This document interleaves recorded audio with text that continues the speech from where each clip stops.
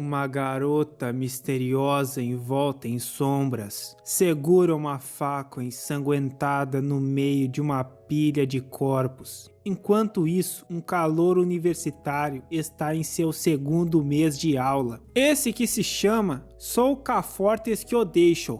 Ao seu redor, casais recém-formados flertam abertamente, mas ele permanece sozinho. Assim como você que não deixa o like nessa bosta de vídeo. No dia que eu desaparecer, aí vai achar ruim. Durante a aula, ele encontra um assento vazio ao lado de uma garota. Ele então vai até o assento e pergunta se poderia sentar ali. A menina confirma, mas ao se virar, ela não faz esforço algum para esconder o nojo que sente dele. Eca, esse tem cara de quem nem sequer deixa um comentário no vídeo. Não merece nem meu respeito. Sua amiga até brinca dizendo que ela tinha sorte, perguntando por que ela não dava em cima dele, já que estava atrás de um namorado. Ele não se importa de ser visto como esquisito, pois encontra conforto navegando no Anonymous, um site de encontros do campo. Enquanto olha para o perfil de uma garota que chama sua atenção há algum tempo, um outro garoto da classe toma seu celular e grita que ele é feio demais para usar um site de namoro. Humilhado, ele recupera o celular e corre para o banheiro, aonde desconta sua raiva batendo a porta. O impacto atrapalha outro aluno que estava travando sua própria batalha épica e diz para ele fazer silêncio.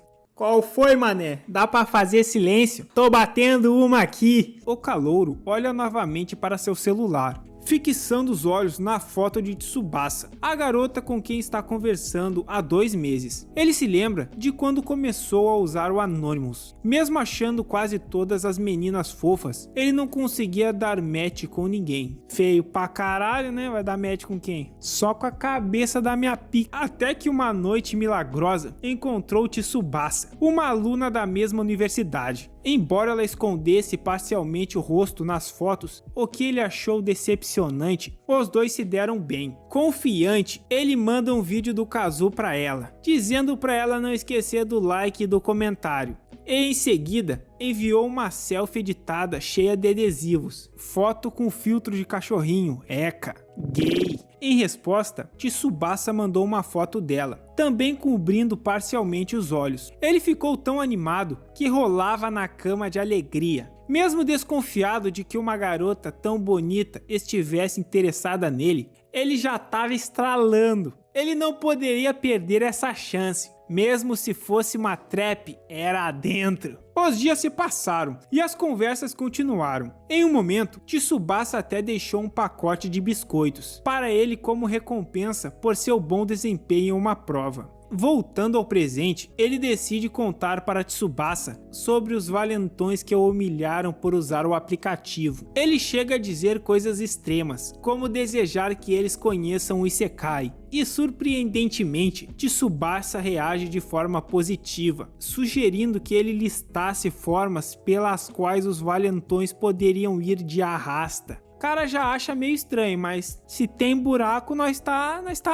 dando. Embora se sentisse desconfortável, ele entra na brincadeira e descreve Nishida sendo dando um passeio de trem, enquanto os outros dão um passeio na corda por culpa. Tsubasa parece gostar da ideia, dizendo que ele era muito criativo, e ele menciona que outras garotas também já reclamaram de Nishida. Nishida é o valentão lá. Tsubasa responde que ele é muito gentil por estar se preocupando com os outros, mesmo depois do que eles fizeram com ele. Tsubasa diz brincando que está com ciúmes por ele estar se preocupando com outras garotas. As reações dela são tão fofas que ele deseja encontrá-la pessoalmente, mas não tem pressa, pois está certo de que ela está em uma de suas aulas, baseado nas mensagens que trocaram. Ele tenta sussurrar o nome dela, para ver se alguém reage. E uma garota popular, a idol Haruka, parece responder. O moleque piranha já começa a fantasiar situações hipotéticas com Haruka. E o sorriso estranho em seu rosto só reforça sua reputação de creep de primeira classe. Cada vez mais paranoico, ele imagina que qualquer garota ao seu redor pode ser Tsubasa. Poderia ser aquela ali, ou aquela lá, ou até mesmo alguém bem atrás dele. Pode até ser a tia da merenda. aquela gordinha gostosa. Por que não, né? Ele então é abordado por uma garota gritando para ele sair da frente. Ele pensa que seria um saco se aquela fosse Tsubasa, mas ele sabe que Tsubasa é um anjo, então não poderia ser. Mirai, um dos poucos amigos que ele tem na faculdade, o pega com uma expressão esquisita e pergunta o que está acontecendo. Ele conta sobre Tsubasa e Mirai sugere que ele a convide para sair, já que estão conversando há 2 meses. Encorajado, ele toma coragem e a convida, apesar de hesitante e um pouco envergonhada, perguntando se ele poderia esperar mais um pouco. Ela acaba aceitando. Mais tarde, naquela tarde, ele avista Nishida na estação de trem ao lado de uma garota que está vestida de forma muito parecida com Tsubasa. De repente, a garota empurra Nishida nos trilhos, bem na frente de um trem Sama que se aproximava, e foi instantaneamente para um isekai, ou não. Não sei se alguém já foi para um isekai de trem, normalmente as pessoas vão de caminhão. O prota já fica em choque, o cara virou manteiga. Ele reflete se poderia ter sido um acidente, mas não parecia ter sido. Então começa a entrar em pânico, pois Nishida foi de arrasta exatamente como ele havia descrito em sua conversa com Tsubasa. Corre, camarada, apaga as provas, apaga as provas. Ele tenta olhar na multidão que se forma rapidamente, mas a garota que ele viu empurrar Nishida desapareceu em meio ao mar de pessoas. Qualquer uma das garotas ali poderia ser Tsubasa. Sua paranoia cresce enquanto tenta encontrá-la, mas eventualmente desiste e vai para casa. Ele tenta convencer a si mesmo de que tudo foi uma coincidência, que a morte de Nishida não tinha nada a ver com Tsubasa. Porém, assim que ele entra em casa, Tsubasa envia uma foto do que tinha restado do Nishida. E animada, diz que resolveu o problema para ele. Deveras, o problema agora é a polícia. Vai todo mundo em cana por transporte ilegal de pessoas para isekais. Ela fala que graças a Deus já tá resolvido aquele problema. Graças ao trem, eu diria. Ela começa a insistir que quer os elogios que ele normalmente faz, perguntando se tinham deixado super feliz. Mas ele entra em pânico e joga o celular no outro lado do quarto. No dia seguinte, consumido pela culpa, ele vai à faculdade e descobre que a partida de Nishida é o principal assunto da aula. Normal, né? O cara foi de trem para Isekai, né? Não é nada comum. Alguns alunos sussurram sobre o ocorrido, enquanto outros chegam às lágrimas. A caminho do seu lugar, ele ouve alguns colegas mostrando fotos da partida de Nishida e quase vomita o café da manhã de tanto nojo. Ele se pergunta o que deveria fazer, se deveria contar para alguém, mas logo chega à conclusão que não pode fazer isso, senão Tsubasa vai mandar mais gente passear. Uma das fotos, no entanto, o coloca no local da partida de Nishida, exatamente no momento em que tudo aconteceu. Logo começam a surgir rumores de que ele pode ter sido o responsável por empurrar Nishida. Sim, com certeza, até porque é muito normal alguém mandar as pessoas para um isekai de trem. Entrando em pânico, Sokka é abordado por Mirai, que percebe algo errado.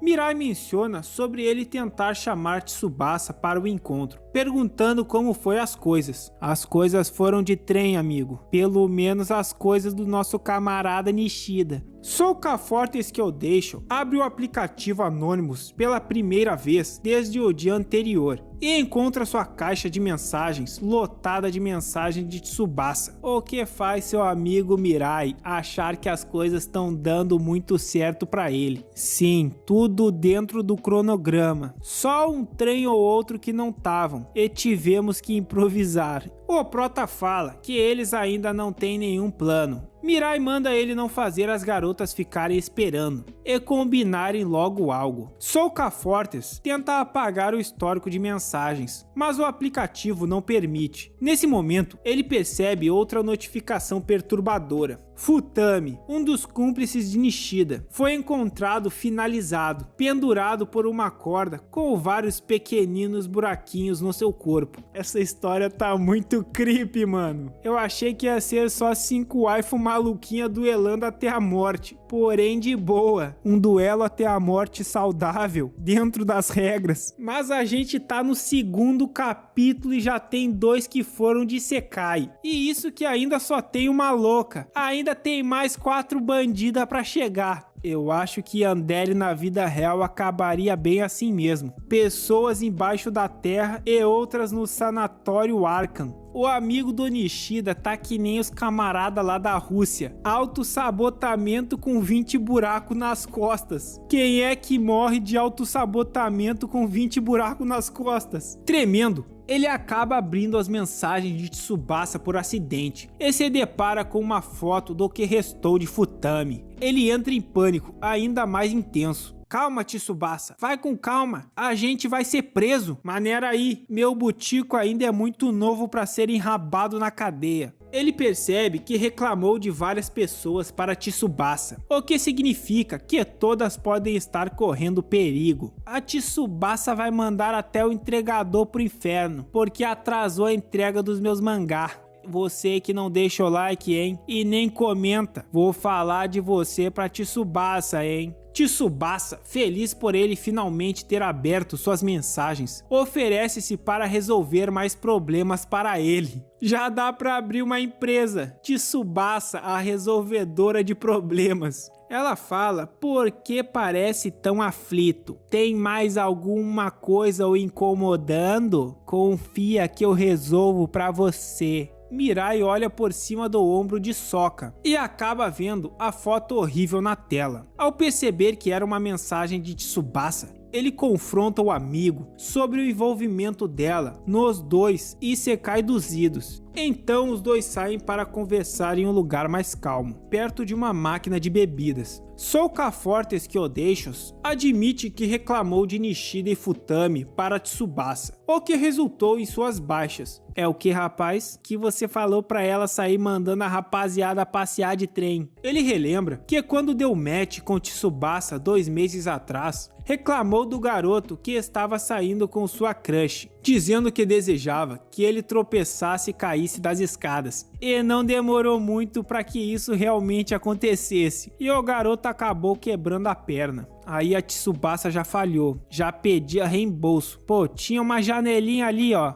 4º andar, tal, você já sabe, aquela coisa toda. Sokka Fortes Kyodeshos percebe que todos os seus desejos aparentemente inofensivos, como saber o que cairia na prova ou evitar encontros desagradáveis, foram realizados por Tsubasa. Tsubasa, a resolvedora de problemas. Ele jura que nunca imaginou que isso aconteceria. Sem que eles percebam, uma garota atrás de uma parede ouve tudo e arranja os dentes irritada. Isso aí é falta de pica. Mirai apresenta a dura verdade. A garota com quem Sokka deu match está eliminando pessoas em nome dele. Estou eliminando pessoas em nome de Sokka Fortes Kyodeshos. Para evitar mais vítimas, eles precisam descobrir quem é Tsubasa. Os dois vão até o auditório C, que está cheio de garotas. Sokka Fortes as analisa uma por uma, mas não consegue identificar nenhuma como a suspeita. Mirai sugere restringir a busca, lembrando que Tsubasa faz uma aula com o professor Kimura, assim como Sokka. Isso é a pista que eles precisavam. Apenas os alunos de sociologia fazem as aulas de Kimura,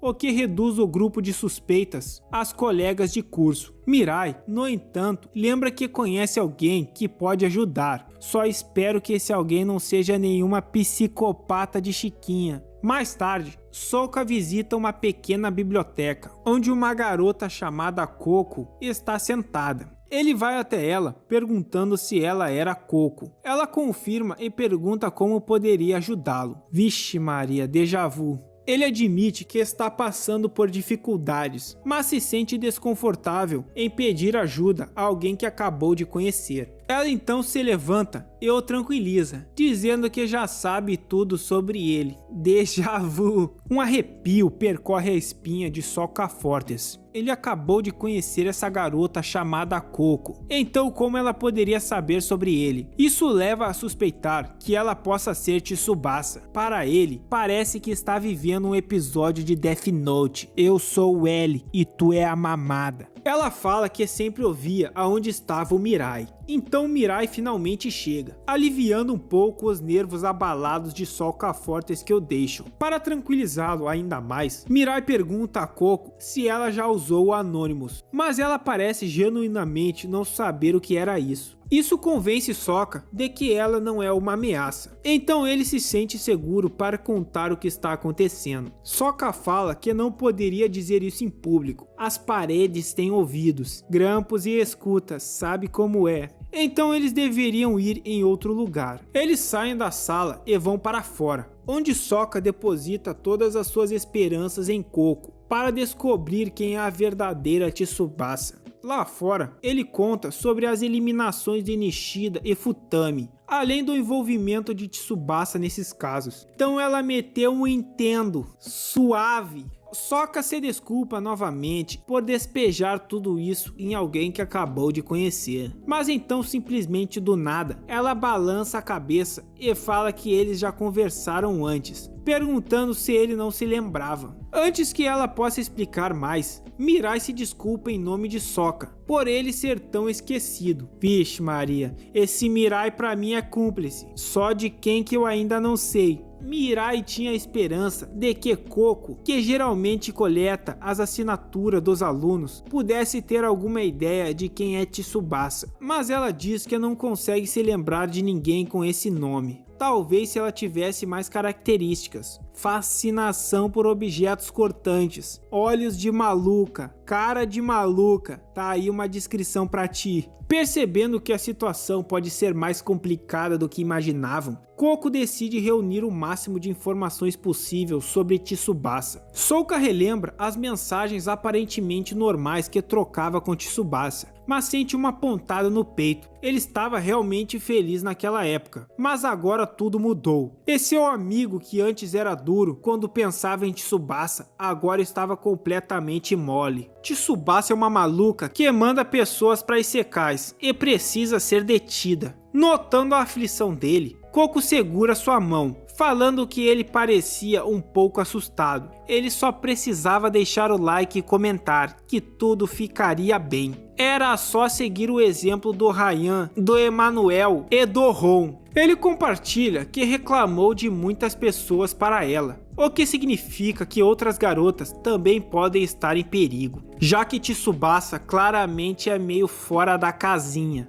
Ele também admite que já tentou descobrir quem ela era antes, mas quando mostrou uma foto dela para seus colegas, ninguém a reconheceu. Coco coça o queixo, intrigada. O fato de ninguém saber quem ela é levanta uma bandeira vermelha. Porra, só agora que tu tá levantando a bandeira vermelha, minha guerreira? Rapidamente, ela acessa seu iPad e traz à tona artigos de notícias sobre uma eliminadora em série apelidada de A Garota que coleta as almas de quem não deixa o like. Os detalhes do caso são assustadoramente semelhantes ao que aconteceu alguns anos atrás em uma escola de ensino médio. A culpada foi acusada de eliminar todos os que estavam intimidando o garoto de quem ela gostava. E quando foi identificada, várias pessoas relataram nunca tê-la visto antes na vida. Essa eliminadora é extremamente possessiva, chegando ao ponto de eliminar amigos, familiares e colegas de classe e qualquer pessoa que não deixasse o like. De repente, Sokka Fortes que eu deixo recebe uma mensagem de Tsubasa. Ei, Sokka-kun, qual é a desse seu amigo Mirai, hein? Ele tá atrapalhando nossa relação, cê não acha não?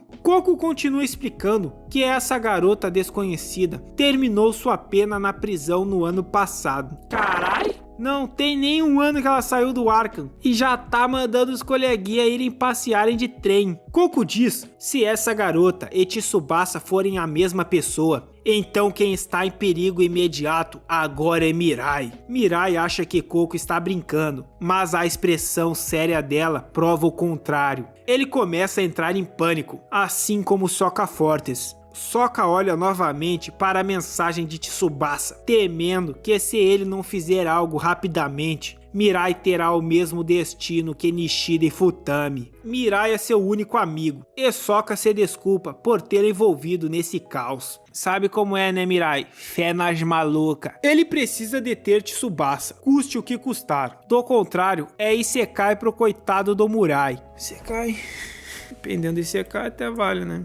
Sokka pede desculpa por envolvê-lo nisso e em seguida mostra a mensagem de Tsubasa, na qual ela sugere que Mirai é um probleminha. Murai já tá como? Vou morrer virgem, caralho! Ainda nem assinei os membros do Kazu. E o Prota mete um calma, sem pânico, tamo safe. Sokka digita algo em seu celular e mostra aos dois que planeja redirecionar a raiva de Tsubasa ao Mirai para ele mesmo. Ele acredita que isso é mais seguro do que deixá-lo atacar indiscriminadamente os outros. A mensagem diz: Tsubasa-chan, querida e nem pouco estranha companheira, você está errada. Não posso aceitar seus sentimentos. A verdade é que eu sou gay. Por favor, não me mande mais mensagens. Com carinho, de Sokka Fortes que eu deixo. Fique em paz. Não sei não, eu acho que eu tô otimista. Pra mim, todo mundo vai pro inferno. Só piorou a situação. Agora eu tenho certeza que todo mundo vai morrer. A Coco, a mais sensata até agora, comenta que vai dar ruim. Sokka Forte tá condenando o squad à morte. Mas o Prota acredita que vai ficar bem. Em todo caso, ele é o menos provável de aparecer cheio de buracos boiando no rio. E mesmo que seja o caso, provavelmente ele seria o último a ser peneirado. Além disso, isso facilitará rastrear Tsubasa, já que ele será o único alvo. Coco concorda com o plano e Sokka envia a mensagem. Depois de alguns momentos tensos, Tsubasa responde com uma enxurrada de mensagens que se tornam cada vez mais hostis, culminando em sua confissão de que eliminou todas aquelas pessoas por causa dele. Sokka, por que Sokka? Por que tá dizendo isso, Sokka? Eu te amava. Responda-me logo. Eu fiz tudo isso por você, seu ingrato. Sokka engole em seco, mas acredita que isso é o melhor a ser feito. Os três começam a discutir o próximo passo para lidar com Tsubasa. Então, Coco ouve algo se mexendo nos arbustos. Ela percebe um brilho de aço reluzente. Imediatamente avisa Sokka que viu alguém os observando e que essa pessoa estava armada com um utensílio de alta letalidade. Ela sugere que mudem de lugar para continuar planejando. Embora Sokka não soubesse na hora, essa decisão mudaria drasticamente seus destinos. Bem, se ele está se lembrando da história ou só pensando nela, então ele ainda está vivo, pelo menos por enquanto. Ou ele está delirando antes de morrer. Força, Sokka Fortes que eu deixo, estamos contigo. O grupo segue para a biblioteca principal, uma área bem iluminada e aparentemente segura, cheia de pessoas que poderiam ajudar, ou assim pensavam. Sokka Fortes que eu deixo deveria tê-la impedido.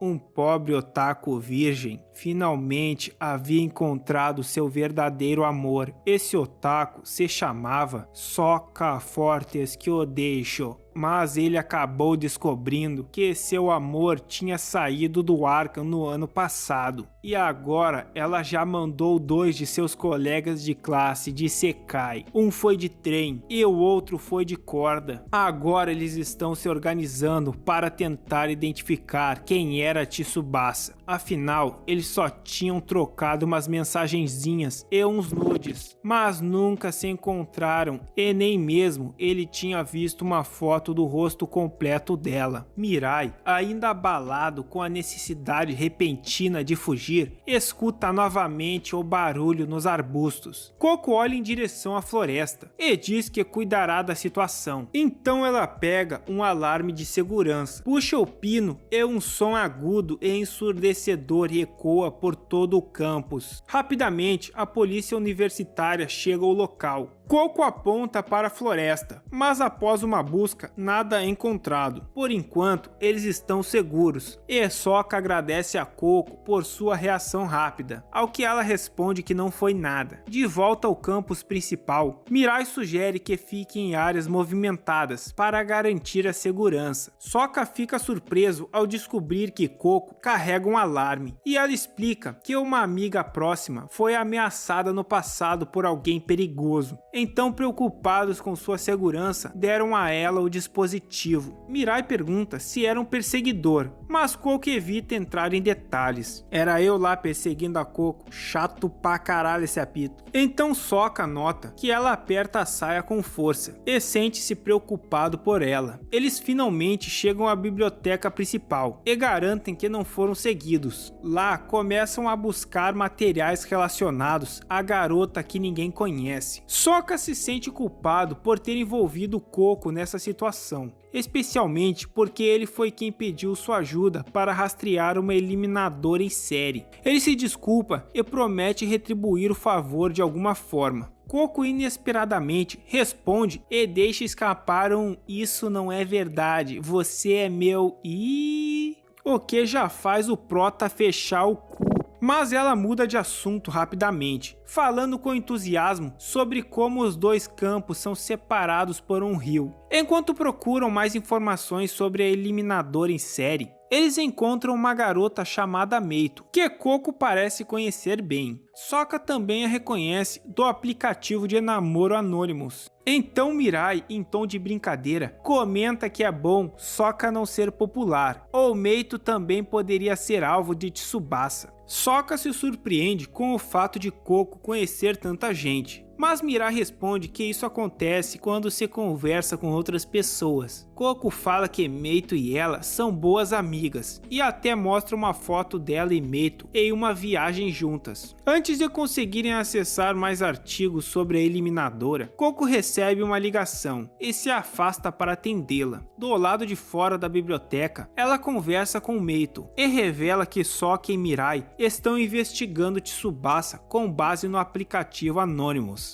Parece haver uma conexão oculta entre Coco, Meito e a própria Tsubasa, o que poderia ser pior do que uma assassina psicopata, talvez 3. Enquanto Coco falava com Meito, ela pensava que tem esperado por todo esse tempo. E depois de desligar, ela pensa que esteve esperando por esse momento há muito tempo, enquanto se questiona o que essa mulher poderia estar escondendo enquanto olha para o celular com o aplicativo Anonymous. Coco retorna e se junta novamente a Sokka e Mirai para continuar pesquisando sobre Tsubasa. Sokka pega um livro sobre crimes juvenis e começa a folheá-lo. Ele parece inquieto, se perguntando se Tsubasa poderia realmente ser a maluca da menina que ninguém viu, e pergunta sobre a ligação de Coco. Ela responde que Meito apenas queria saber mais sobre ele, já que o havia encontrado no aplicativo de namoro. Enquanto examina o livro, encontram exatamente o que procuravam: um artigo detalhado sobre a garota que ninguém conhece. Há 5 anos, uma série de eliminações ocorreu em um distrito de Tóquio. As vítimas foram mandadas para secais de formas brutais e evidentes, como por fogo, água e faca. Uma caçada foi organizada para capturar a eliminadora, mas ela continuava mudando seus métodos, frustrando qualquer tentativa de rastreá-la ou estabelecer um padrão de comportamento. A situação ficou ainda mais sombria quando a eliminadora começou a fazer suas vítimas desaparecerem, manipulando e coagindo uma colega de classe para usá-la como escudo. Ah, quer ver que a Coco que era essa menina que foi usada? Eu aposto meu rim direito nisso. Aos poucos, a eliminadora eliminava os colegas ao seu redor, tornando-se cada vez mais difícil de identificá-la. Nenhum dos envolvidos tinha noção do que acontecia. Para complicar ainda mais as investigações, a eliminadora lançou uma ambiciosa campanha de desinformação, espalhando confusão entre a população. A estratégia foi tão complexa e eficaz que a polícia descartou crianças como suspeitas, arruinando qualquer chance de capturá-la, pois parecia até outra trabalho de múltiplos assassinos. Ixi, tenho certeza que era a Coco que foi usada. A única forma dela ter certeza que descartar a possibilidade de ser uma criança tornaria impossível de encontrá-la seria se ela soubesse quem era. Sokka fica sem palavras. Tsubasa deve ser uma eliminadora astuta e traiçoeira. Pô, isso é meio óbvio, né, mano? A Coco então mostra a eles a revista, que contém uma foto de vários suspeitos no final da investigação. Os olhos das pessoas na foto estão borrados, e Sokka não consegue identificar ninguém com certeza como Tsubasa. No entanto, ele nota uma pinta familiar em uma garota, mas por mais que tente, não consegue lembrar exatamente quem ela é.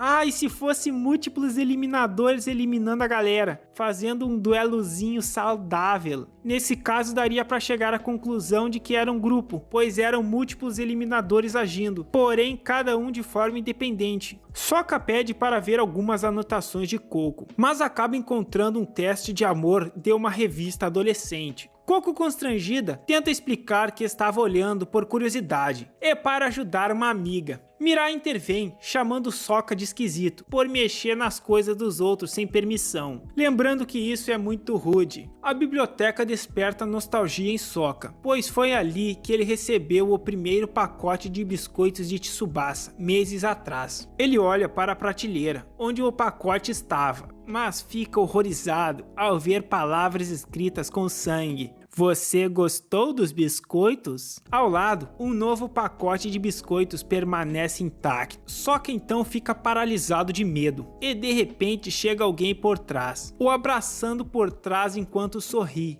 Sokka não entende, mas logo nota a pinta em seu rosto e lembra da foto de antes. Depois a mulher o cumprimenta, o chamando pelo seu nome completo: Sokka Fortes que o deixou. Bom, chegamos no capítulo 7. Aparentemente já temos 4 waifus maluquinhas identificadas, mesmo que ainda só uma delas seja oficialmente louca. As outras ainda estão sob análise. O que você tá achando dessa bosta dessa história? Acha que vai sair quantos vivos daqui? Sokka logo reconhece a pinta no rosto daquela dama apetitosa. A chegada repentina da mulher deixa todos nervosos. E Coco aponta que ela é a mesma garota da foto da revista. Então, enquanto a futura mãe dos meus filhos se aproximava de Sokka, assustado, ele a acusa de ser Tsubasa, mas a mulher nega enfaticamente. Rindo, ela pergunta quem era essa piranha. Mesmo assim, Sokka Fortes continua pressionando, exigindo saber o que ela quer dele e o que planeja fazer com seu cookie. A mulher então olha para a foto que ele mostrava e então aponta que o cabelo delas não é nem da mesma cor e que ela nem tem uma pinta no mesmo lugar. Tu pinta com meu pinto? Ela então pergunta se ele não se lembra e se apresenta como Saco Teçudo. Só nome foda nesse squad. Ela mostra seu celular falando que ela era uma das garotas com quem Sokka combinou no aplicativo Anonymous. Finalmente, ele se lembra dela. Saco explica que estava curiosa sobre o tipo de pessoa que Sokka Fortes era, mas que não pôde evitar ouvir a conversa sobre a garota que ninguém conhece. Isso chamou sua atenção. Ela revela que estava envolvida nesse incidente com a garota que ninguém viu, porque ela foi uma vítima daquele caso anos atrás. Coco pergunta se então ela conseguiria identificar a bandida, mas Saco Teçudo diz que embora não saiba o nome exato da eliminadora, Saco afirma que consegue reconhecê-la pelo rosto, ou pelo menos conseguia há 5 anos. Então ela chega bem pertinho do ouvidinho de Sokka e diz: vira membro, vagabundo. Corada, ela diz que era isso mesmo. Ela foi colega da garota que ninguém conhece. Ela conta que também está investigando a eliminadora, e Sokka se pergunta se pode confiar nela. Eu tenho um lema: nunca confie numa dama com um belo par de peitos. Percebendo que ele ainda não estava convencido, Saco mostra a ele uma fotografia dela com seu professor, alguém que ela valoriza muito, mas que foi de Sekai pela garota que ninguém conhece. O prota mostra as fotos da Tsubasa, mas Saco não era capaz de dizer se era ela, até porque o rosto da Tsubasa estava coberto sempre. Ele pergunta se ela tem suspeitos de quem a eliminadora possa ser, mas Saco explica que com o tempo passando, a aparência da culpada pode ter mudado bastante, e ela pode até mesmo ter trocado seu nome. No entanto, ela tem certeza de uma coisa: a Eliminadora está atualmente na mesma universidade que eles. Sako revela suas 3 principais suspeitas: Huri, que tem uma aparência muito semelhante à de Tsubasa; Haruka, cujo comportamento parece se alinhar com o perfil da assassina. Lol, assassina, tomar no cu. Haruka é aquela idol lá meio random.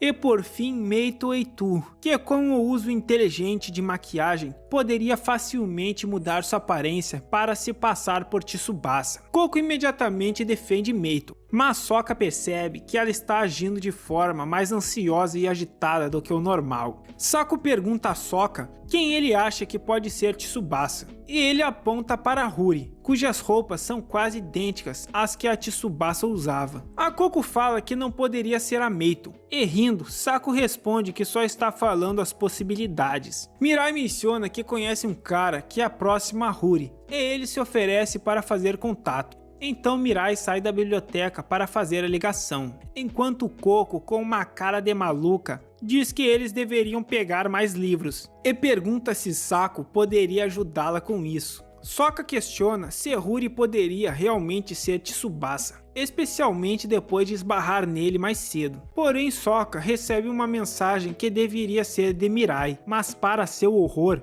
percebe que é de Tsubasa. Na mensagem, Tsubasa pede desculpas por dizer coisas cruéis antes, e até por eliminar aquelas pessoas. No entanto, ela afirma que pelo menos uma coisa foi certa: fazer Nishida pegar o trem. Ele era chato demais, nunca deixava o like nem comentava nada. Segundo Tsubasa, isso fez com que Sokka começasse a levá-la mais a sério. Desesperado, Sokka corre para fora da biblioteca e encontra Mirai caído no chão, ensanguentado. Esse foi esburacado. Ele tem vislumbres do rosto de Mirai enquanto grita em desespero. O grito chama a atenção de Koko e Sako, que chegam ao local e veem Mirai inconsciente no chão. Koko pergunta o que aconteceu, enquanto Sako sugere chamar uma ambulância imediatamente. Mas em vez disso, Sokka se culpa por arrastar Mirai para essa confusão. Mirai era a única pessoa que se importou em ser amigo dele, um verdadeiro milagre.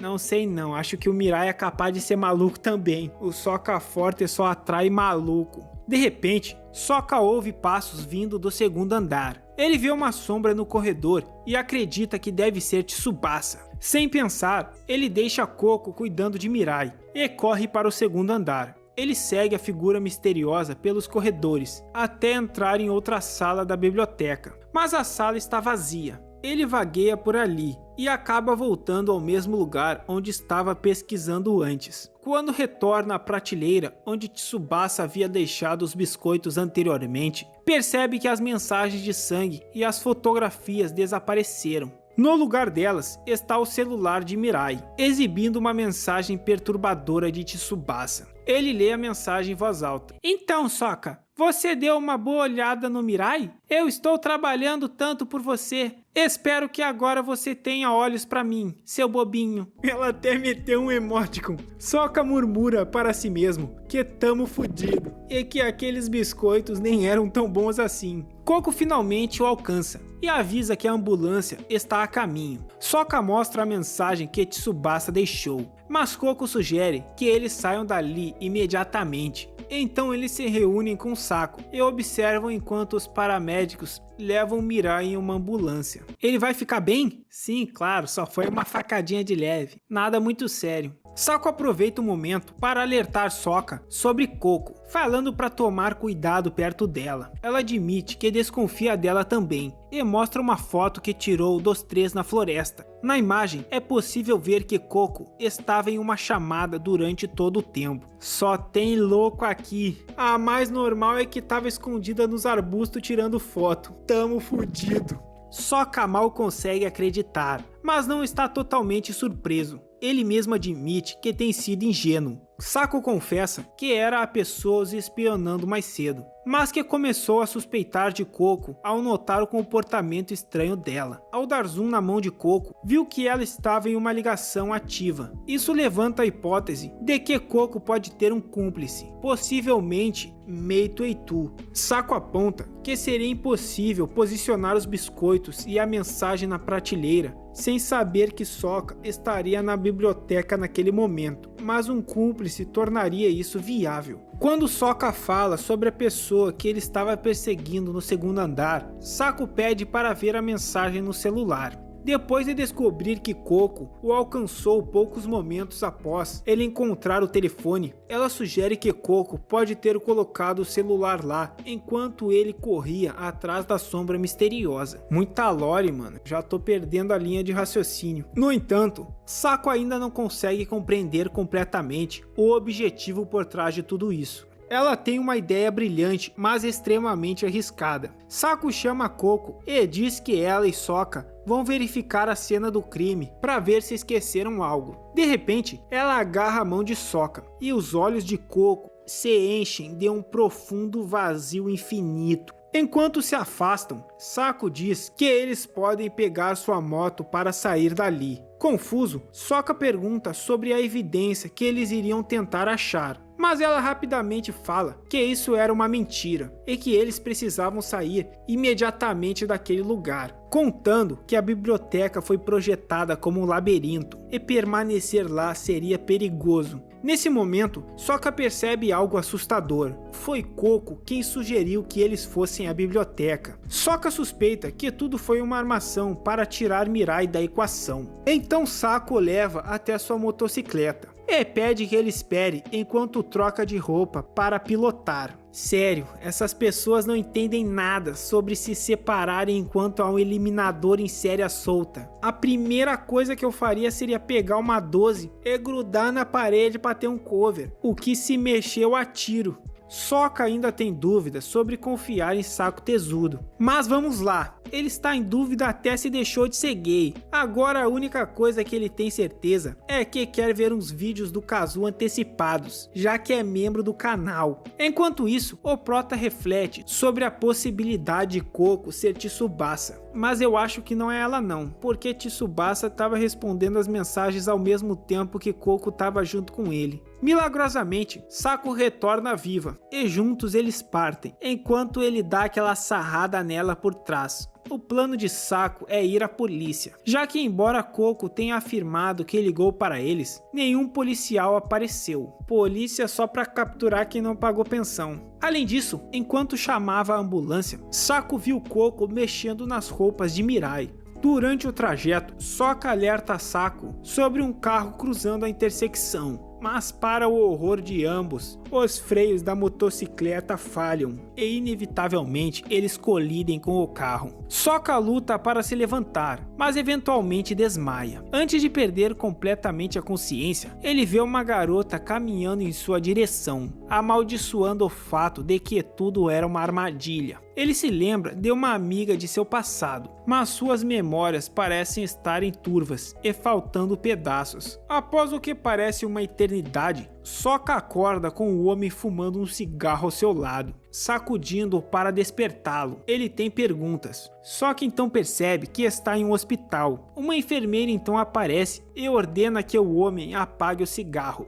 E ele o faz de má vontade, explicando que os ferimentos de Sokka são superficiais, mas precisará de uma cadeira de rodas por enquanto. O homem se apresenta como Jane, um detetive do departamento da polícia metropolitana. O Prota engole em seco, e o polícia manda ele se mexer e vir logo. Eles vão para o lado de fora, onde Jane comenta sobre o ar fresco. 2 dias se passaram desde o acidente da motocicleta. Jane expressa simpatia pelo ocorrido e dá boas notícias. Sako está se recuperando bem. O único que não tá bem é o Mirai, aquele tá fudido. Em seguida, o detetive menciona que várias pessoas relacionadas a Sokka foram atacadas recentemente, como Nishida e Futami. Sokka considera se deve confessar tudo à polícia, mas teme ser punido por ter instigado os ataques, mesmo que de forma não intencional. Nesse momento, Jin abandona sua fachada amigável e confronta Sokka sobre seu envolvimento nas eliminações. Ele aponta que uma foto de Sokka foi tirada na cena onde Nishida foi passear de trem.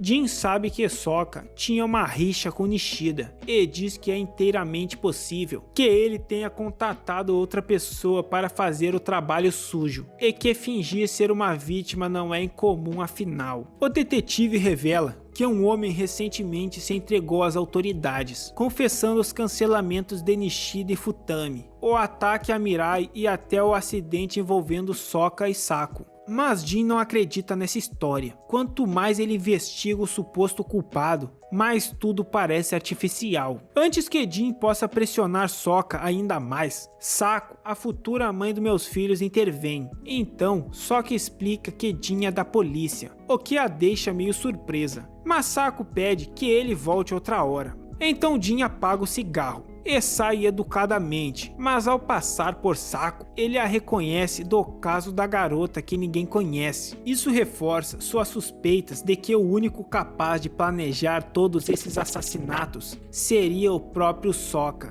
Que porra de conclusão é essa? Enquanto isso, Sokka está perdido em pensamentos. Ele reflete sobre o homem que se entregou, as suspeitas de Koko ser Tsubasa e as peças do quebra-cabeça começam a se acumular. Mas acima de tudo, ele quer saber quem é Tsubasa. De volta ao hospital, Saku cuida de Sokka, já que seus próprios ferimentos foram menos graves. Ela explica que passageiros de motocicleta geralmente sofrem mais, como no caso da concussão dele. Ela então pergunta mais detalhes sobre Jin e por que ele estava tão interessado em Tsubasa. E se ele estiver escondendo algo dela, ele poderia contar. É aí que Sokka decide contar tudo para ela. Depois de ouvir toda a história, Saku o tranquiliza, dizendo que já declarou à polícia que ele é inocente. Então ela tenta animar Sokka com uma sobremesa que comprou na loja do hospital, oferecendo para eles comerem juntos. Ele fica surpreso ao descobrir que alguém como Saku tem um gosto por doces. Então ela menciona que ele teve uma visitante inesperada,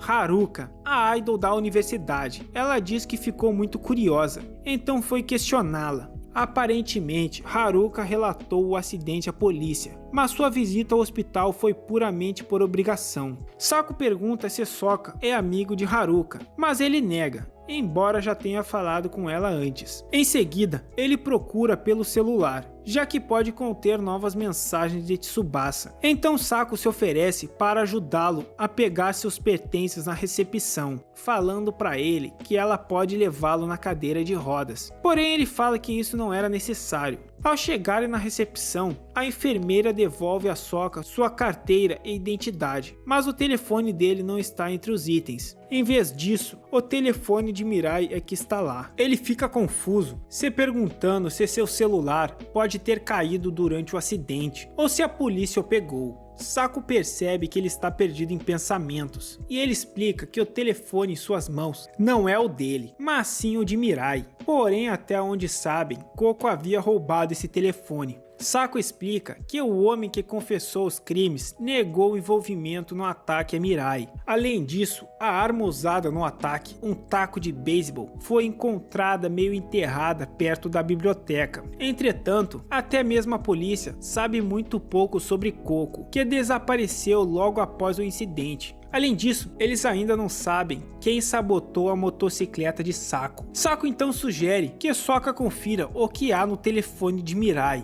que convenientemente não possui senha de desbloqueio. Mirai supostamente estava ligando para um amigo que conhecia Hori, e eles deduzem que essa pessoa deve ser uma garota chamada Rika, com base no horário da ligação. Sokka continua examinando o histórico de chamadas de Mirai, que consiste inteiramente de contatos femininos. No entanto, ele fica chocado ao encontrar uma ligação de Meito Eitu, mesmo depois de Mirai ter afirmado anteriormente que nunca havia encontrado ou falado com ela antes. O que Mirai está escondendo? Eu sabia que esse cara era cúmplice de alguém. Tô falando, pô. Só sei que a Tsubasa tá que nem Death Note, só no delete. Muito obrigado aos membros que assistiram essa porcaria com antecedência. É isso, deixa o like e comenta alguma coisa aí pra ajudar no engajamento. Fui. Fé nas maluca.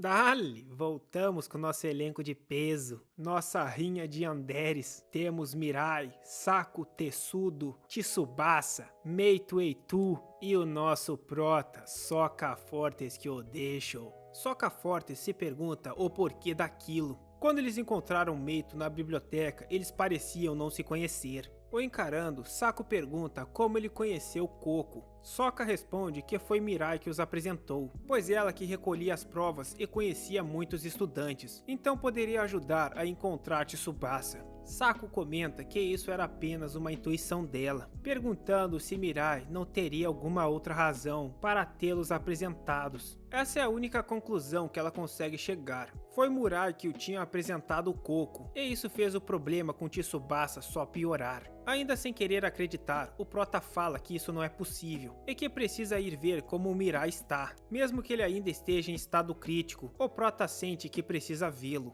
Porém, ao irem até Mirai, os médicos dizem que ele está em tratamento intensivo, por isso não poderiam vê-lo. Além disso, eles só poderiam fornecer informações sobre o paciente para a família. Sokka insiste em apenas vê-lo por um momento, pois é o melhor amigo dele. Nesse momento, um médico aparece perguntando se ele não seria o Sokka Fortes que o deixou. Aparentemente, esse era o médico que estava cuidando de Mirai. Com um sorriso simpático, ele fala que quer conversar com ele sobre Mirai. Enquanto eles acompanham o médico até uma outra sala, o doutor comenta que ouviu falar que Mirai tinha sido atacado por alguém. E revela que quando Mirai por um momento recobrou a consciência, ele murmurava pelo nome de Sokka Fortes. Antes deles aplicarem a anestesia, Mirai murmurava, dizendo que Sokka Fortes deveria fugir. Se virando para eles, o doutor fala que Mirai realmente parecia muito preocupado com ele. E para ser bem honesto com ele, Mirai realmente estava em um estado muito crítico naquele momento.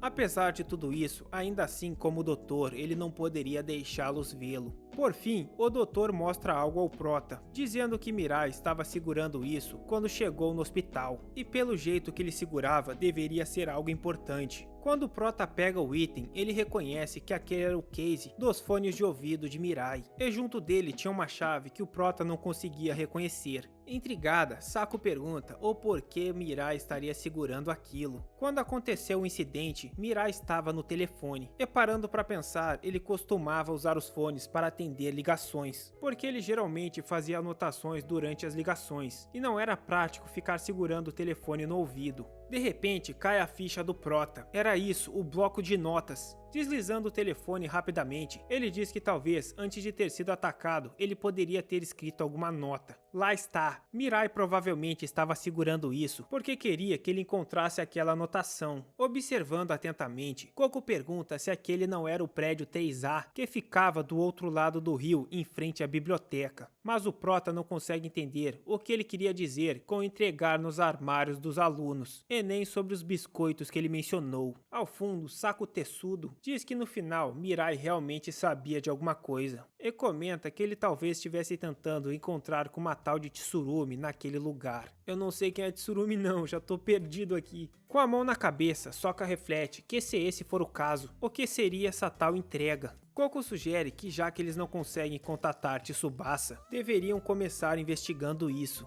Suando, o prota responde que é verdade. Eles poderiam descobrir o que Mirai pretendia indo até lá. Porém, Coco diz que ela já sabe, isso poderia ser uma armadilha. Apertando sua roupa, Sokka fala que ele quer que ela fique no hospital, pois dessa vez ele precisava fazer isso sozinho. No entanto, Coco diz que ele não deveria ficar se culpando tanto, e que ela vai ajudá-lo, afinal ele não era o único que queria encontrar aquela garota. E se os dois querem investigar, seria mais vantajoso para ambos que fizessem isso juntos, mas claro, só se estiver tudo bem para ele. O que me diz, Sokka Fortes que eu deixo? Quer investigar a universidade comigo hoje à noite? Os caras vão sair de noite para investigar com um serial killer que cancela CPF até de dia numa estação lotada de gente. Essa definitivamente é a call da morte. A princípio, o prota hesita, perguntando se ela realmente pretendia fazer isso hoje à noite. E ela confirma, dizendo que sim, hoje à noite com ela. E com um sorriso um pouco malicioso, ela pergunta o que ele achava. No fim, Sokka Fortes acaba concordando. Eles precisam descobrir o que Mirai estava tentando fazer e descobrir qual era a identidade da Tsubasa. Atrás de uma parede, no corredor ao lado, o investigador de antes os observava com atenção. Deixe o like ou pague com seu butico. Enquanto eles se afastam, o investigador segura uma foto de soca forte, dizendo para si mesmo que jura que vai chegar ao fundo disso.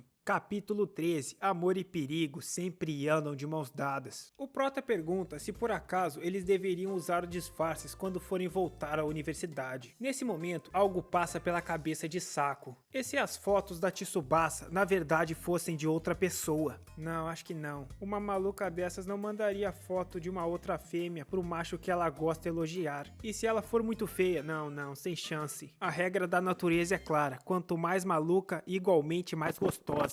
Porém, eu não descarto a possibilidade de ser ela, mas disfarçada. Sokka diz que não acha que seja o caso. Ele não tinha notado nada de diferente nas fotos. Então Sako murmura que é realmente como se ela tivesse voltado. O prota pergunta do que ela está falando, porém ela responde que não é nada. De qualquer forma, a questão é que não era impossível que a pessoa nas fotos de Tsubasa poderia ser Koko ou Meito Eitu disfarçadas. Suspirando, o prota diz que as fotos de Tsubasa não eram parecidas com Koko e nem com a Meito. Do nada, Sako Tetsudo mete que poderia ter uma terceira pessoa envolvida. Aí simplesmente tá tirando informação do órgão excretor de fezes. Mas de qualquer forma, se eles pudessem identificar a garota nas fotos, a investigação seria bem mais fácil. Mas como eles fariam isso? Ela esteve pensando por que o culpado está indo tão longe para fazer isso tudo. Essa é simples de responder, é maluca, maluquinha, fé nas maluca, baby. O que a gente sabe é que ele com certeza deu match com uma maluca da cabeça, que tinha acabado de sair direto do Arkham.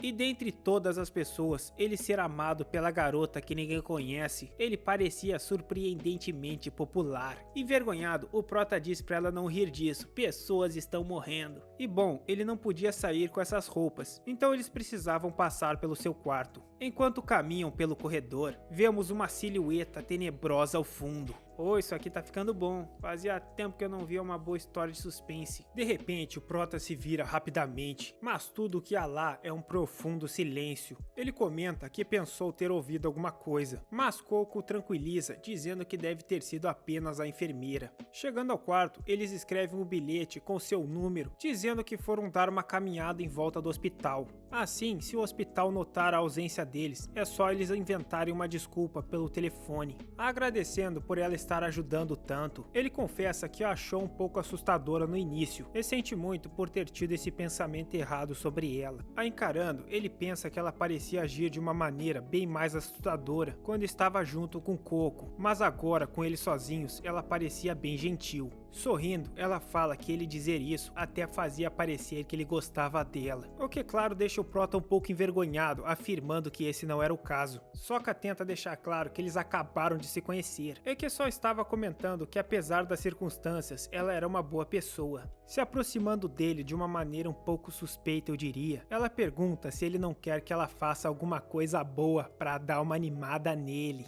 Bom, já diria o nosso grande herói Kazuma, por mais que eu não saiba do que exatamente se trata, minha resposta é cai de boca. Enquanto mexe na roupa de uma maneira deveras questionável e provocativa, e com intenções não tão puras eu diria, ela comenta que apesar de tudo, ele tinha gostado dela no aplicativo Anonymous. Com intenções claramente não puras, eu diria, ela pergunta o porquê ele tinha gostado dela, e se tinha sido por causa dos amiguinhos redondos poderosos dela. Ao ter um vislumbre dos amiguinhos redondos, o prota já fica todo em choque, mas ela ri e cai na gargalhada, dizendo que ele estava todo vermelho. Envergonhado, Sokka Fortes fala pra ela parar com essas brincadeirinhas gostosas, porque se Tsubasa ver, ela estará em perigo. Além disso, ele também era um homem grande, grosso e preparado. Porém, nesse momento, ela desliza pra cima dele, o beijando sem hesitar. Em seguida, ela faz ele pegar nas pokebolas, dizendo que não teria problema por ela se ele quisesse desbravar os conhecimentos humanos. Buracos serão desbravados. Enquanto rola toda aquela pesquisa de campo, uma silhueta aparece ao fundo. Uma waifu loli potencialmente furadora de bucho espreita atrás das cortinas. Deveras pesquisas duvidosas foram feitas aqui. Com certeza alguém vai morrer. No escurinho, tudo que a gente vê são barulhos duvidosos, das pesquisas duvidosas. Chegamos no nosso capítulo 14. O título é Na Cama Aconteceram Muitas Coisas. E eu só vou dizer que a Sako tá fora de controle. Ela quer fazer todo tipo de pesquisa com o nosso grande Sokka Fortes que o deixou. Ele tenta entender o que está acontecendo. Primeiro ele estava fugindo de uma maluca que fez um coleguinha passear de trem. Então ele tinha sido atropelado ontem e agora ele estava numa maca de hospital improvisada, fazendo pesquisas com uma garota que ele tinha conhecido há um dia atrás. O cara quase cede à tentação, que foram muitas por sinal, dizendo que não é o momento para fazer isso e nem local. Quer dizer, local talvez, né? Depende da circunstância. Sokka Fortes que o deixou fala que sabe que ela é meio excêntrica, mas mesmo assim não deveria estar fazendo esse tipo de coisa com qualquer um. Toda coradinha ela o chama de idiota, dizendo que ele não era qualquer um. Ele era Sokka Fortes que o deixou. Mesmo assim ela insiste em fazer coisas não cristãos ali no hospital. E parece que ela já viu a silhueta de Tsubasa ao fundo. E por alguma razão isso só a deixa mais animada com as pesquisas. Muitas pesquisas boas, pesquisas agradáveis. E ela fica lá perguntando o que ele acha da densidade das pokebolas. Ofegante, ela chega bem pertinho do ouvido dele e fala: "Deixa o like, vagabundo." A menina lá atrás já tá toda se tremendo, né? Tá coçando pra furar um bucho. Amigos, espero que vocês tenham trazido coletes, pois a noite será intensa. É bola dentro do buraco e esquiva de facada. Porém, mesmo com todas aquelas pesquisas em andamento, o prota grita que eles não podem. Nesse momento, a Tsubasa, que já estava preparada para furar bucho de despreparado sem colete, para e acaba recuando. E eu não sei não, hein? A Sako Tessudo tava olhando o mau elemento se aproximar de faca na mão e mesmo assim queria dar seguimento à cópula. Todo mundo nessa história é maluco. É isso que dá querer fazer pesquisa de buracos com mulher com problema de cabeça. Buracos são desbravados e cabeças são perdidas. Sako grita perguntando por que ele tinha dito isso. E irritada ela comenta que estava muito perto de trazê-la para fora. Desviando o olhar, ela explica que eles estavam sendo seguidos por alguém suspeito. Provavelmente Tsubasa. Agora tudo faz sentido. Há sempre um motivo por trás de nossas dedicadas pesquisas. Eu só não entendi como é que eles iam lidar com a Tsubasa pelado. A Tsubasa de facão e eles pelado, desarmados e desprotegidos. Olhando em volta, o prota pergunta se ela estava falando sério.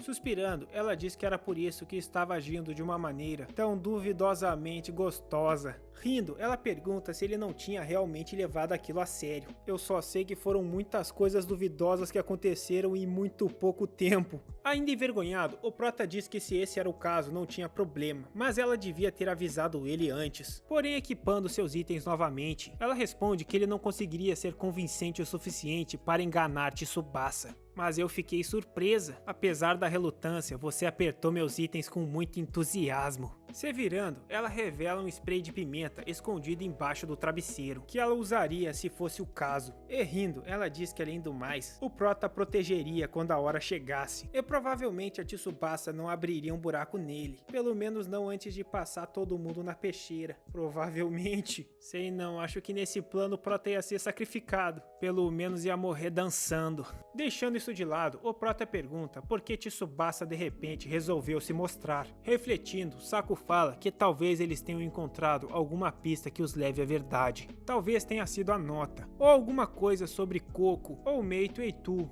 Eu ainda acho que é por causa da pesquisa saliente cometida no hospital público. Talvez ela tenha se arriscado para verificar o relacionamento deles. De qualquer forma, não tem como ter certeza de nada. Eles devem ser o máximo cuidadosos possíveis quando saírem do hospital. Sokka outra vez se questiona se não seria melhor eles discutirem isso com a polícia. Mas Sako responde que ainda não é o momento para isso. Isso atrairia muita atenção para ele e provavelmente dificultaria muito provar sua inocência. Agora de volta à faculdade, eles se escondem dos seguranças, pois se forem pegos provavelmente terão problemas. Na noite densa, eles se movem discretamente pela floresta rumo ao prédio 3A. Porém, ao fundo, o segurança parece já tê-los percebido. Mas esse segurança não parece normal. Tirando seu chapéu, ele acaba se revelando uma mulher, enquanto dizia que faltava muito pouco. Eu juro que vou trazer o Sokka para ela. Já dentro do prédio 3A, eles se dirigem para o armário mencionado nas notas de Mirai.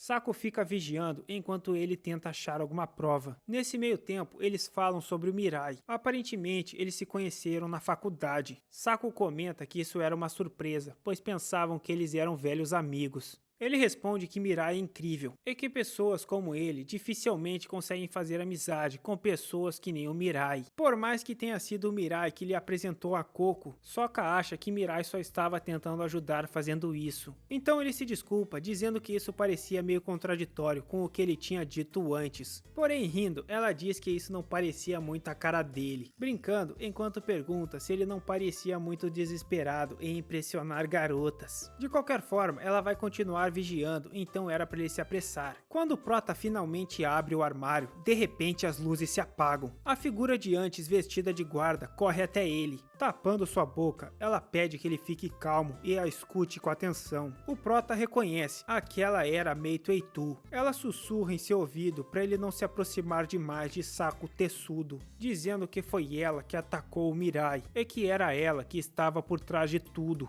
Meito Eitu fala que Saku era perigosa e ele não podia confiar nela. Por último, ela fala para ele ir aonde ele encontrou o Coco sozinho pela primeira vez, pois lá ela contaria a verdade sobre o ataque do Mirai. Então ela vai embora e as luzes voltam a se acenderem. Correndo, Saku volta perguntando o que tinha acontecido. As luzes tinham se apagado de repente, mas Mirai responde que foi ele que acabou as desligando sem querer. A encarando, ele se pergunta se realmente Saku atacou Mirai e reflete sobre o que deveria fazer. No fim, quem estaria falando a verdade? Chegamos ao capítulo 16, Garota de Preto. Vemos Coco pedindo desculpa para Meito por ter chamado-a tão repentinamente e comenta que o Sokka vai estar naquela sala em breve. Surpreso, Meito pergunta se ela estava falando daquele Sokka, o Sokka Fortress que o deixou. Hesitando, Meito pergunta se ela realmente pretende seguir em frente com isso. Entregando um saco e um envelope para Meito, ela fala que tudo o que ela tem que fazer é seguir o plano.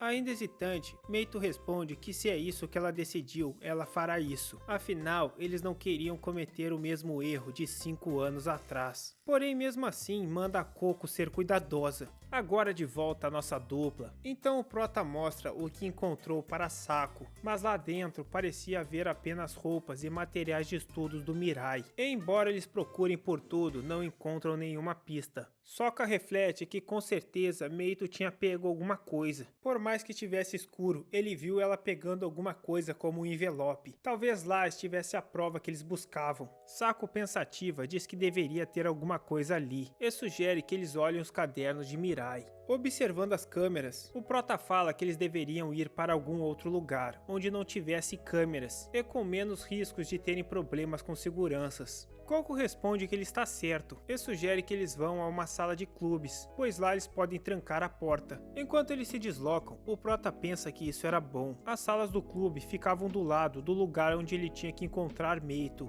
Quando finalmente chegam, o Prota fala que precisa ir ao banheiro e sai dizendo para ela trancar a porta e esperar por sua volta. E embora ela fique rindo dizendo para ele não se preocupar, quando ele se afasta ela faz uma cara séria. Correndo, o Prota vai em direção até a sala onde deveria encontrar Meito. Ele acredita que se não demorar muito, provavelmente não deve levantar suspeitas. Além do mais, ainda tinha a possibilidade de Saku ser atacada. Enquanto o Prota corria pelos corredores, alguém o observava. Enquanto aparentemente fazia uma ligação para Saku. Quando atende, Saku elogia o bom trabalho da pessoa ao telefone. Porém, do outro lado da linha, a pessoa pede desculpas dizendo que errou, e que no fim parece que Sokka ainda escondia alguma coisa. Por outro lado, isso não parece uma preocupação para Saku, que diz para ela não se preocupar, pois ela está próxima de descobrir os planos de Tsubasa de uma forma ou de outra. Nesse momento, vemos que Saku estava segurando o telefone de Sokka, que até onde sabíamos deveria estar perdido. Chegamos ao capítulo 17, as peças começam a se encaixar. Chegando na sala, ele se lembra de seu encontro com Coco, e dela dizendo que já o conhecia. Ao fechar a porta, Meito diz que está feliz por ele ter vindo.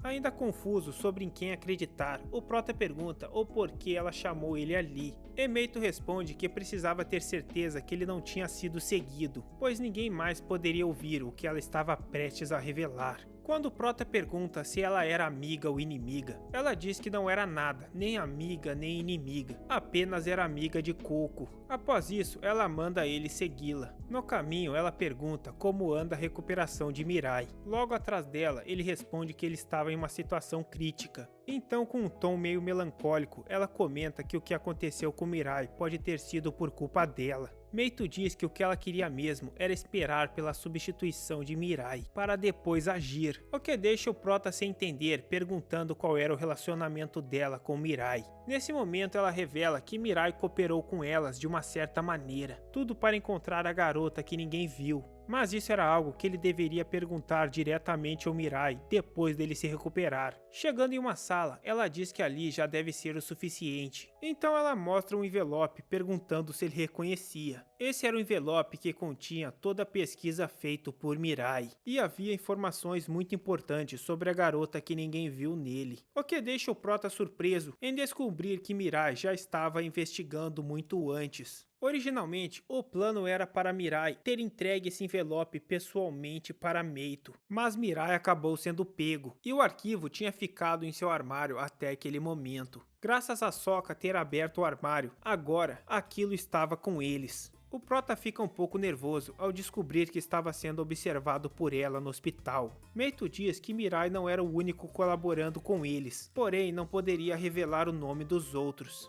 Bom, vamos finalmente para o que realmente importa. Dentro do envelope havia fotos de várias garotas do campus, com números embaixo de seus nomes. Aquilo basicamente era uma lista de estudantes, e os números eram para atribuir o quão especiais eles eram no momento em que foram admitidos na academia. Sem entender, Sokka pergunta como assim alunos especiais. Ela diz que é isso mesmo, todos naquela lista entraram na academia sob circunstâncias especiais, incluindo a Coco. Ainda assim, ele não entende o que isso quer dizer, e o que isso tinha a ver com a garota que ninguém viu. Suspirando, ela diz que no passado, ela e Coco eram semelhantes por terem sido relacionadas a um crime. E agora, o objetivo delas era expor a verdadeira mente mestre por trás da garota que ninguém viu. Porém, antes de continuar explicando, ela precisa lhe contar sobre algo que aconteceu há muito tempo atrás. A cena corta e vemos uma casa completamente em chamas com alguém gritando por seu irmão. Aparentemente era Coco que estava chorando e gritando por seu irmão.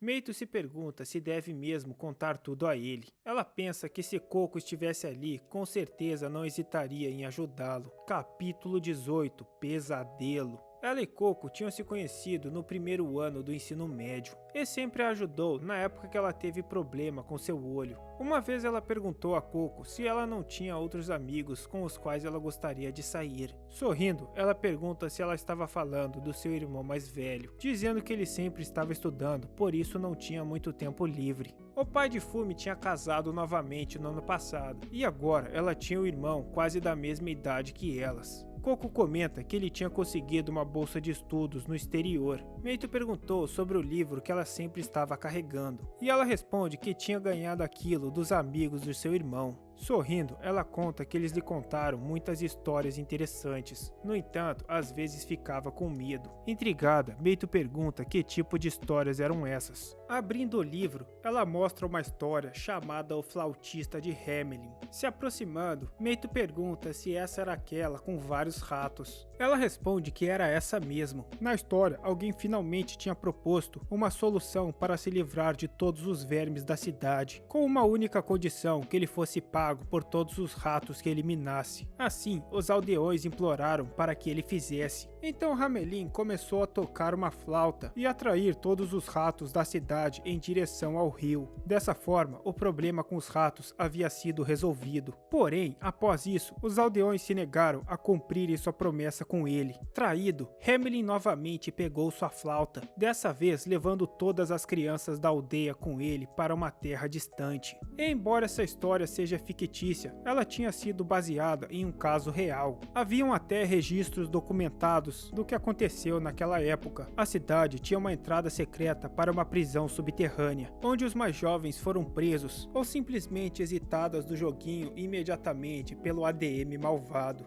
Empolgada, Coco diz que haviam vários registros sobre esse crime, perguntando se ela não achava isso interessante. Porém, Fumi parece não achar muito interessante não. O que ela acha é que Coco tinha uns gostos meio duvidosos. De qualquer forma, aquele livro também ensinava como se proteger em uma situação como essa. Nenhuma criança cega e nem aleijada tinha sido levada. Ou seja, agora a Meito tá safe. Mas meio sem entender, ela responde que não tem muita certeza disso. Meito pergunta o porquê dos amigos de seu irmão ter dado esse livro para ela. No entanto, ela não sabe responder. Talvez porque estivessem ocorrendo muitos incidentes ali naquela cidade ultimamente, e eles estavam preocupados com sua segurança. Meito pergunta se ela estava falando dos sequestros de Ping, e comenta que tinha ouvido falar que tinha até tido uma vítima na escola passada de Coco. Nesse momento, aparece uma outra garota atrás deles, chamando por Coco, que a reconhece a cumprimentando como Sora. Se aproximando, a tal Sora diz que tinha visto elas da esquina. Enquanto isso, Meito as observa, mas não conseguia ver o rosto da menina, pois estava tudo borrado. Então ela se aproxima mais, puxando Coco e perguntando quem era aquela. Nesse momento, Coco revela que aquela era a amiga de seu irmão que ela estava falando. E Sora pergunta o que tinha de errado com os olhos da Meito. Aleijada. Sora tinha convidado Coco para ir no cinema agora com ela, mas sai resmungando, falando que ninguém quer brincar com ela, após Coco recusar, pois agora estava com a Meito. De qualquer forma, ela fala que tinha alguém que sempre ia ficar com ela. Coco pergunta se ela pretendia arrastar seu irmão outra vez com ela, dizendo para ela dar uma folga para ele, pois ele precisava estudar. Sorrindo, Sora responde que estava tudo bem, pois se ele usasse muito cérebro ia acabar fritando. Enfim, ela se despede, dizendo que a vê por aí. Enquanto Meito e Coco caminhavam, um papel acaba caindo do livro. Ao pegarem a folha, aquilo parecia se tratar de um mapa, e tinha algumas anotações estranhas nele. Parando para pensar, Meito pergunta se aquilo não era referente às páginas do livro. Quando Coco começa a rolar as páginas para conferir, ela acaba ficando um pouco nervosa. Página 62, o segundo menino que tinha sido raptado. Página 155, próxima da igreja, uma garota tinha sido parado pelo flautista. Página 163, página 201, e assim vai. Ao notar a agitação de Coco, Meito pergunta se tinha alguma coisa errada. Tremendo, ela responde que aqueles números e as localizações no mapa eram referentes aos recentes sequestros. Ela lembra de ter visto na TV um prédio abandonado, uma igreja e um café. Eram exatamente os mesmos lugares. Meito diz que isso deve ser uma coincidência e pergunta se todos os lugares marcados realmente batiam. Coco mostra a ela que aparentemente só haviam 2 locais que não combinavam. De repente ela entra em choque. Aquele lugar marcado no mapa era para lá que Sora estava levando seu irmão. E paralelo a isso, vemos uma sombra espreitando atrás delas. Então alguém que estava passando acaba as reconhecendo, perguntando se por acaso ela não era a irmã do Yumo. Em um beco próximo, alguém observava escondido a interação deles. Aquele era o professor do irmão mais velho dela. Capítulo 19, Traição. O professor acaba se juntando a elas, no intrigante mistério sobre o mapa que elas encontraram, e parece que o irmão de Coco não estava respondendo nenhuma de suas ligações e nem mensagens. Dada toda aquela situação, o professor resolveu ir pessoalmente junto com elas para checar. Quando Coco pergunta se ele não estava ocupado, ele revela que na verdade hoje estava de patrulha. Dada todas aquelas situações recentes e aquele incidente onde um estudante foi passear de trem, os professores tinham se organizado para realizar rondas. Eles finalmente chegam no cinema, onde ele diz que elas já podem ir para casa, pois ele vai verificar, e entrega seu número de telefone caso qualquer coisa aconteça. Coco se pergunta o porquê aquele mapa estava no livro, e se Sora-chan poderia ser, nesse momento sua amiga interrompe, dizendo para ela não pensar demais. Ainda assim, preocupada, Coco pede que elas verifiquem o outro lugar no mapa. Ao chegarem lá, nada parecia fora do normal. Nesse momento, Coco acaba vendo por relance passarem por ela dentro de um carro seu irmão e Sora. Parece que no fim ele estava seguro, porém, mesmo assim, aquelas expressões dele. E para surpresa de todos daquele dia, o irmão de Coco e Sora desapareceram. Alguns dias depois, Sora havia sido encontrada e agora estava na escola. No entanto, essa informação informação ainda não tinha virado de conhecimento público. Quando Coco vê Sora, fica totalmente surpresa. Agitada, ela pergunta se seu irmão estava seguro. O professor pede que ela se acalme. Ele havia chamado elas ali, pois precisavam conversar. Se desculpando, ele diz que sente muito, pois não pôde fazer nada por Yumo. Embora eles tinham encontrado Sora, ainda não faziam ideia do paradeiro de Yumo. Mesmo agora, a polícia seguia mobilizada para encontrá-lo. Já quanto a ele diz que costumava pensar que deveria esperar que as coisas se desenrolassem. Preocupada, Meito Eitu pergunta como assim costumava, o que isso deveria significar. Se virando com uma cara séria para ela, ele fala que Sora tinha contado algo. Antes de contar, ele pergunta novamente a Sora se ela tinha certeza, o que ela acena confirmando enquanto soluçava. Suspirando, o professor conta que ela falou que tinha sido presa e agredida pelo irmão de Coco. Chorando, Sora diz que sente muito. Ela não tinha conseguido contar isso à polícia quando a encontraram, pois estava com muito medo. Confusa, Coco diz que isso era impossível, e o professor diz que também havia alguns relatos de algumas testemunhas no cinema que relataram que os dois estavam agindo de forma estranha. Após Sora contar tudo o que sabia, Meito pergunta sobre a localização do irmão de Coco agora, e o professor responde que, como já havia dito antes, eles ainda não sabiam, e pede que elas o avisem se descobrirem qualquer coisa. Quando sai da sala, Coco fica repetindo que aquilo não tinha chance, não tinha como ser verdade. Irritada, ela grita que aquilo era mentira e manda a Sora esperar, pois tinha algumas perguntas para ela. Agitada, ela pergunta o porquê ela estava mentindo sobre seu irmão. Sora pergunta o que ela quer dizer, e Coco fala que tinha os visto no táxi. A cara dela naquela hora definitivamente não parecia de alguém que estava correndo perigo. E por sua vez o seu irmão estava claramente nervoso. Coco exige que Sora conte a verdade. Ela corre atrás dela, a mandando esperar, e para devolver o seu irmão de volta para ela. Sem se virar, Sora diz que o professor tinha mencionado algo sobre ela achar que aquele livro estava relacionado com os incidentes. Nesse momento, Meito fica intrigada, porque Sora estava mencionando isso agora do nada. E Sora continua, perguntando se Coco não achava os detalhes daqueles crimes fascinantes. Havia uma certa beleza neles. Diferente dos outros incidentes, aquele tinha uma história para ser contada. Se virando, ela exibe um sorriso sombrio enquanto perguntava se Coco realmente queria seu irmão de volta e se ela realmente queria saber a verdade por trás dos desaparecimentos. Capítulo 20. As forças se colidem. Nervosa, Coco diz que sabia que ela estava por trás de tudo isso, e outra vez manda ela devolver seu irmão. Desde o começo, ela sempre tinha achado o comportamento dela estranho. Ela sempre estava arrastando seu irmão para cima e para baixo, elevando todas as coisas dele junto. Parando para pensar agora, parecia mais que ela agia como se fosse o dono dele. Sorrindo, Sora fala que está surpresa que ela tenha percebido. E em seguida, com um olhar animado, pergunta a Coco se ela amava seu irmão. Coco, sem entender, diz que é claro, afinal ele era sua família. Então Sora diz que entende e que também amava o Yumo-kan.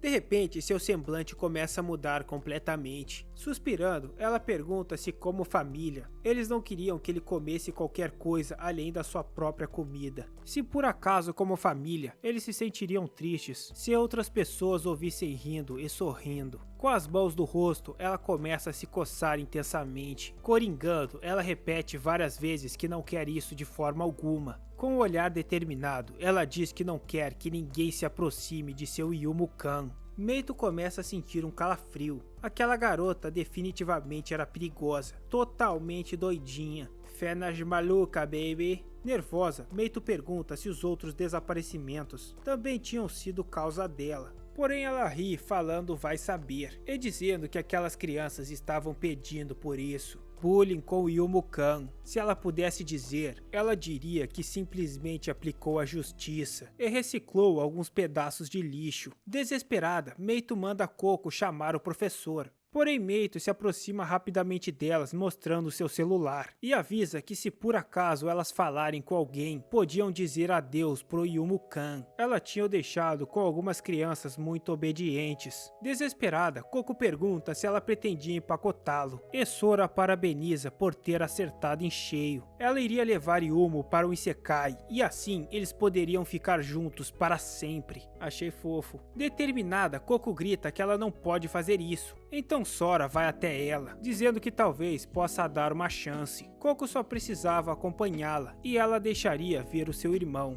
No fim, Coco acaba concordando, mas pede que deixe Meito fora disso, pois ela não tinha nada a ver com isso. Sem acreditar, Meito diz que ela não pode fazer isso. Não dava para confiar naquela maluca, isso era perigoso demais. Isso era igual a assistir um videozinho do Kazu Senpou-chan na TV da sala com a família em casa. Algo totalmente imprevisível. E falando nisso, muito obrigado a todos os membros pelo apoio, e a todos aos demais que deixam o like e sempre comentam para ajudar com o engajamento. Se afastando, Coco diz que não tem escolha, e chorando, manda ela não segui-las. Naquele dia, devido ao problema de visão de Meito, ela não conseguiu acompanhá-las. Mesmo assim, ela não desistiu de procurá-los, porém já era tarde demais. No local onde ela encontrou um par de sapatos de Coco, já tinha sido tomado pelas chamas. Mesmo assim, de alguma forma, Coco conseguiu sobreviver e ficou desmaiada por alguns dias. Quando finalmente acordou, Coco diz que não conseguia se lembrar de nada. Ao ver que Coco não se lembrava, Meito fala que sente muito. Toda sua família tinha morrido no incêndio. Angustiada, Coco se levanta rapidamente, gritando que isso tudo era culpa da Sora. Aquele livro não tinha sido uma coincidência. Ela tinha planejado tudo desde o começo. Ela não aguentava ficar ali parada em defesa, sem poder fazer nada. Na época, Meito também não podia fazer nada pela Coco, a não ser ficar ao seu lado.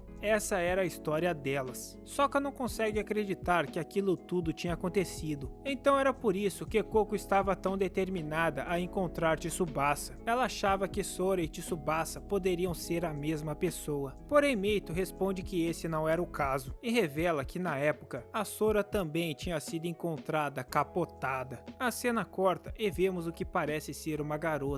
Ela observava um livro em sua frente, e nele tinha uma foto de Yumo junto com Sora e Coco. A garota pega a foto do livro, falando que aquilo realmente lhe trazia uma nostalgia. Enquanto folheava as páginas do livro, ela amarra seu cabelo, e vemos que ela tinha uma foto do Sokka, junto com um mapa com algumas marcações. Logo, Sokka, muito em breve. Capítulo 21, porque as malucas sempre são gostosas. Tô brincando, quer dizer, deixa pra lá. Com os olhos fixados em Meito, ele pergunta o que ela quer dizer com isso. Não tinha sido Sora que tinha dado início ao incêndio? Incomodada, Meito diz que isso foi o que eles pensaram. Mas mesmo depois dela ter batido as botas, as passagens de trem para Isekais continuaram, o que significava que a verdadeira autora dos crimes continuava viva. Foi assim que ela foi nomeada como a garota que ninguém viu. As crianças continuavam a desaparecer, e o caso do irmão da Coco e sua família foi enterrado no meio de inúmeros outros cancelamentos. Mesmo elas contando de Sora para os investigadores, o professor insistia que ela era apenas uma vítima, além do fato de que os incidentes não pararam, e uma garota que se entregou como culpada, resultando no encerramento do caso.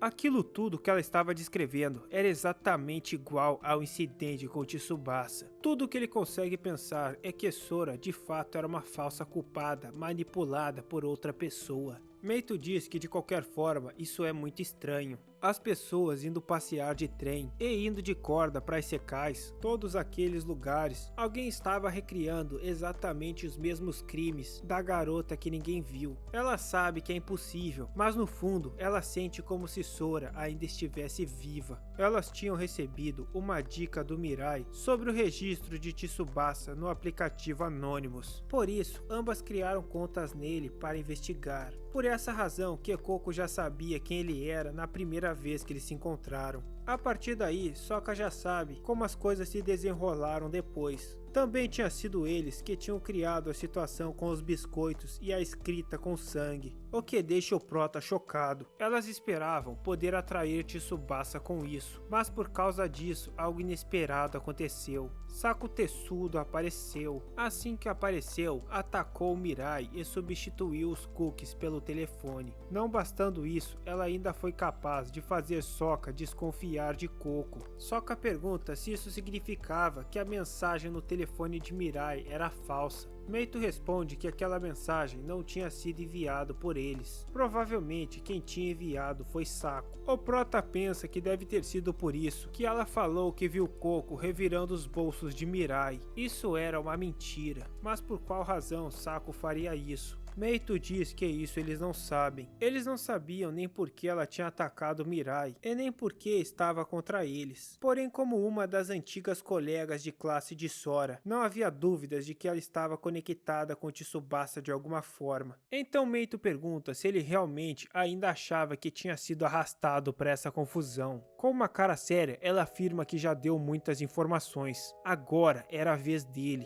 Confuso, ele questiona o que ela quer dizer com isso. Então ela diz que aquele livro da Coco, a pessoa que tinha dado para ela e colocado o mapa dentro dele, foi você, não foi? Sokka Fortes que eu deixo. Aquele que fez o mapa e colocou dentro do livro, foi você, não estou certa? Capítulo 22, Cenas Esquecidas. Sokka fica sem entender o que ela quer dizer com isso. Não tem como ele ter feito isso. Porém, Meito o encara com uma cara séria, dizendo para ele não se fazer de bobo. Com certeza, ele estava lá daquela vez. No entanto, o protagonista declara que isso é impossível, revelando que nessa época ele estava em coma, o que deixa Meito sem entender. Ele conta que nessa época se envolveu em um acidente. Enquanto estava em uma obra, algumas vigas caíram sobre ele. Ele só tinha conseguido sobreviver graças a alguém que estava passando e chamou a ambulância. Isso tinha ocorrido bem na época do incidente que ela contou para ele. Embora ele não se lembre muito bem daquela época, ele afirma que com certeza não tinha dado o livro a Coco. Nesse momento, Coco comenta que já esperava por isso e tira uma foto de seu bolso, falando para ele olhar mais de perto.